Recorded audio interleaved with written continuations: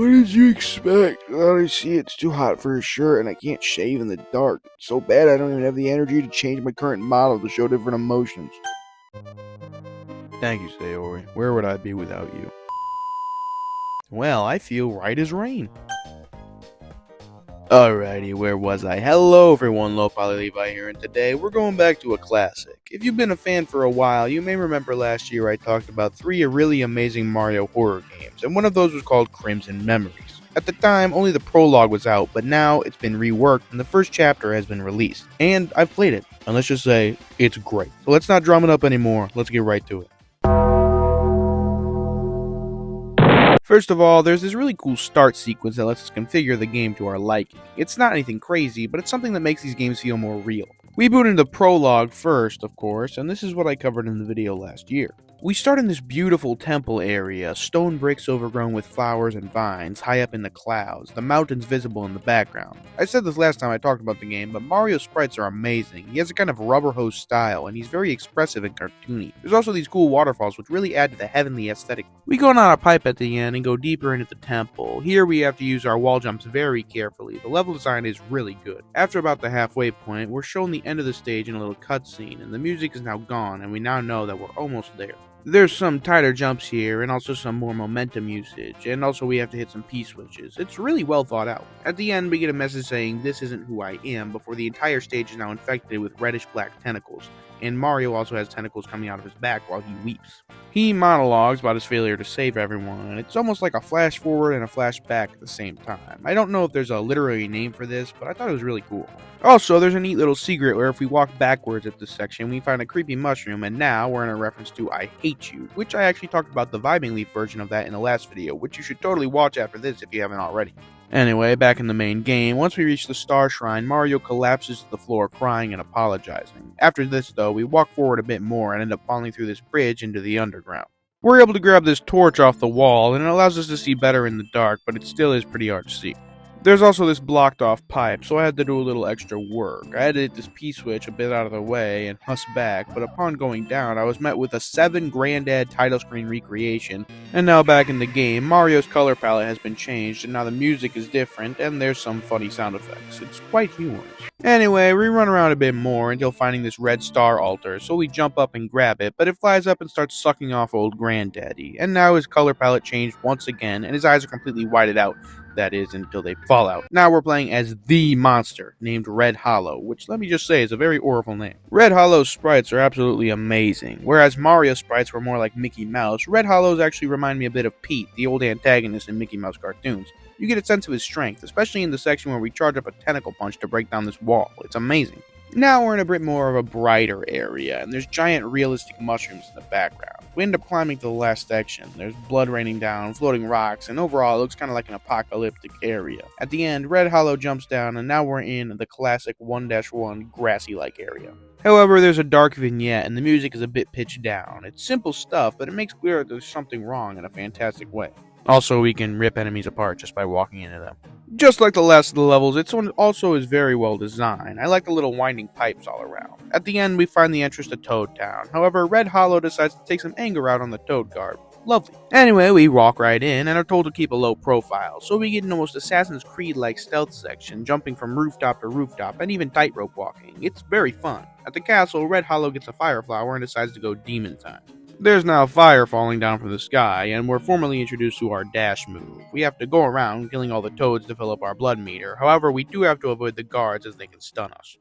I mean, golly, it's almost as bad as the time I had to talk to the weird cousin at the family gathering.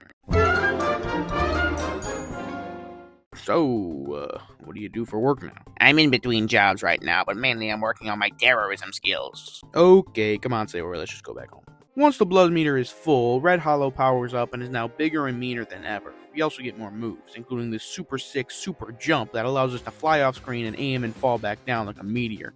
Even though I love Toads, I gotta say, this section is amazing. You get to feel firsthand the strength and raw power of our threat. After we kill all the toads, we end up going into the castle and talking to the sheriff. He points his shotgun right at our face, or farming by showing true bravery in the face of a literal demon. Red Hollow speaks, but it seems like it's actually speaking from the point of view of Mario. He yells at the sheriff to say something, but he just simply replies, "I ain't got much to say," before locking and loading and blasting a shell right in his face.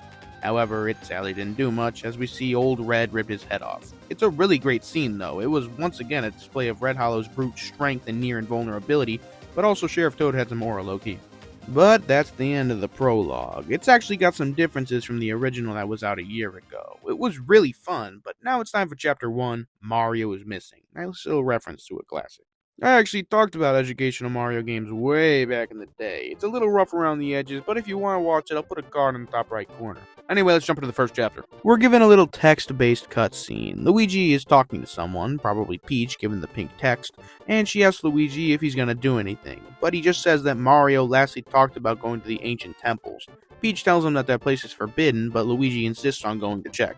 We start in this beautiful forest. It looks completely different and even plays a bit different. In fact, I compare it to the classic Super Mario Flashback, which I also talked about almost 2 years ago at this point, and now I feel really old. But yeah, it looks really good, and the sprite art is amazing. Luigi runs a bit faster, and there's a cool effect when we run, and also we have the ground pound now, and there's even the bounce out of it just like in Mario Flashback. Also, the water is actually reflective, which is just so beautiful. There's also this weird door in the trees, and if we enter...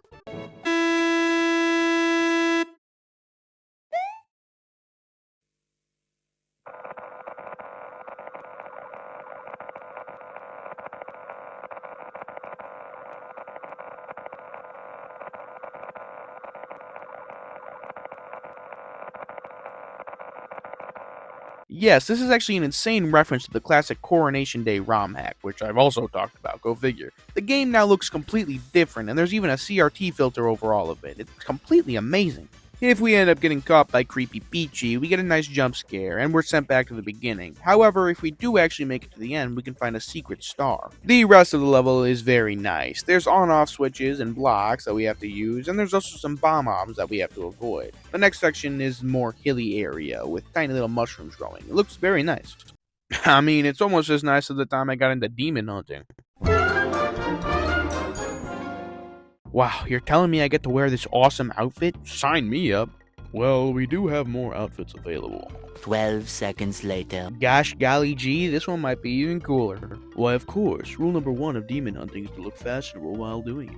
Anyway, the stage is very nice, with a lot more vertical platforming. Also, we get to use these POW blocks here. I just gotta say, it's always amazing when these games put in more effort to make them actual games instead of just walking simulators with little creepy things that happen. At the top of this area, we finally get into the ancient temple. The area now looks different, made to match with a new style, and I gotta say, I think it looks even nicer. Near the end, Luigi comes across this big blood puddle and naturally freaks out a little bit. In the next section, with a bit of on-off switch changing, we can get another one of the secret stars and go through this pipe to find a new secret. There's some amazing Mario Galaxy music, which I love to hear, and someone is asking who is here. At the end, we get to see Dreamweaver from Inferno 64's amazing Mario Reimagined, which, funnily enough, I actually talked about in the same video that I originally covered the first Crimson Memories demo with, which is pretty neat. But yeah, he tells us to continue on our journey and kind of gives us a little bit of encouragement. If we go down to the same star shrine that Mario originally broke down at, we see Luigi also turn into a weird form. This one looking almost like a zombie, also notice carrying an axe. He's pretty cool looking. But he also notably blames Mario for everything, showing us that this incarnation of Luigi is a bit more gruff and jaded than a lot of the others we've seen on the channel. Anyway, next we end up at the Blood Red area. It also looks a little bit different now, but still really cool. In fact, I really like the architecture in the background.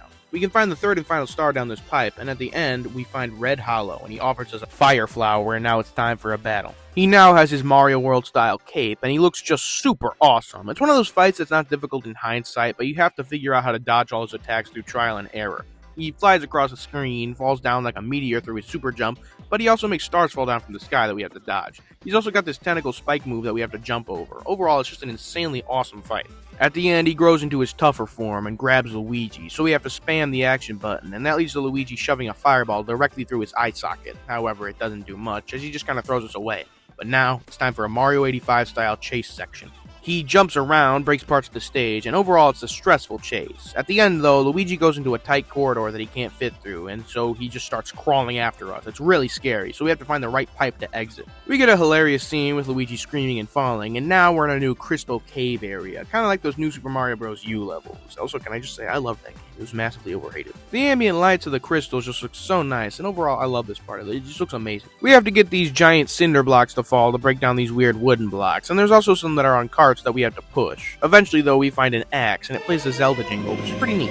We can use the action button to swing it, and also our ground pounds are much more powerful. Also, look at Luigi pushing the cart now. Like, bro is putting in work. As I mentioned before, this Luigi seems a lot more gruff. He almost reminds me of Leon Kennedy in a way. Also, there's some mining Shy Guys here that was pretty cool. Using the axe to combo Shy Guys is just so awesome, and also we can use it to chop down these ropes. Like I said, it's just really tough. At one point, we're pushing this cart and fall through a hole, and there's this Shy Guy hiding here, so I tried to kill him, but oh, that is not a Shy Guy. I mean, golly, this is worse than the time I had to save the princess. Yeah, I'm gonna be the king now. It's over, King Clouser. I'm here to stop you and save Princess Tangerine. Oh, it's you, Levi. Let me guess, you were expecting Martin? No, it's not like that. It's fine, you don't gotta explain yourself. I'm used to it by now. I mean, it's not that I don't appreciate you showing up. It's just I kind of had this evil plan, you know. Well, he's got that, the thing that's been going around. But I'm sorry to hear that. So, do we fight now? Now it's time for another chase scene with this guy called the Mimicker. His design is really cool and creepy, and also if we get caught, we obviously get jump scared, which lets us see his design a little bit closer. Now, in the next section, everything is blood red, and as time passes, the meter fills up, and when it's filled completely, we're told to hide as the Mimicker comes out. All we have to do is hide behind one of these weird metal things, and then it just kind of runs off. This section is almost like a little escort mission, as we have to keep pushing this cart and solving little puzzles as we go along, all while having to occasionally hide so we don't, die. It's an amazing section. It's stressful, it's fun, but it also makes you feel really cool as you go along. Almost like an indomitable human spirit type feeling, or I guess indomitable Luiginary spirit. At the end though, we finally push the cart onto the last pressure plate, and then we wall jump up and fall down into a new cave area. Here, the Mimicker breaks through, and now it's time for a fight. We can't stay up on these platforms for too long, or else he locks on and does a seemingly undodgeable attack. He runs and jumps, and it's fairly hard to dodge, but after enough dodging, we can finally hit one of these bells to stun lock him and then slash with the axe. As we bring his health down further, his movements become more complicated and harder to dodge, but at the end, he jumps up and says it's not over yet, and comes back looking like Red Hollow. He shoulder bashes and spins around, spawning Shy Guys that we have to kill, and he also makes rocks fall down and causes shockwaves. At the halfway point of his health bar, he starts his second phase and starts attacking faster and spawning in fireballs. It honestly took me quite a while, but I was able to get it done, and at the end, the real Red Hollow drops in and stomps the crap out of this imitation, looking scornfully down at it. However, this is sadly the end, and the credits roll. Honestly though, while this game is just a demo, it's amazing. The gameplay, level design, art, everything's just perfect. Also, Red Hollow's design and name are just so cool. Also, the references and Easter eggs makes us feel like a wonderful celebration of the culture around these games. The only thing I have to nitpick is that the English translation isn't perfect, some typos here and there, but hey, Dublichku and Madcast, if you guys need a proofreader, well, I don't mean to brag, but I am an AP English, and I got a 5 out of 5 on the AP English exam, just saying. There's some more secrets and Easter eggs, and even a whole gallery section, but I'll leave those for you to discover. As always, the link to the game will be down in the description below, so you can play it for yourself. I'm really excited to see where this game goes. It's already so amazing and fun, and it's probably in my top 3 favorite games that I've played on the channel so far. Anyway, that's going to be all for today. Leave a like if you enjoyed the video, subscribe and hit that bell if you'd like to see more in the future, and also check out my TikTok if you want to see some exclusive content. Unfortunately, school is starting back up for me soon, but I do plan to keep trying my hardest to upload somewhat regularly. But that's enough out of me. I've been Levi, you've been a great viewer, and I'm off. See ya.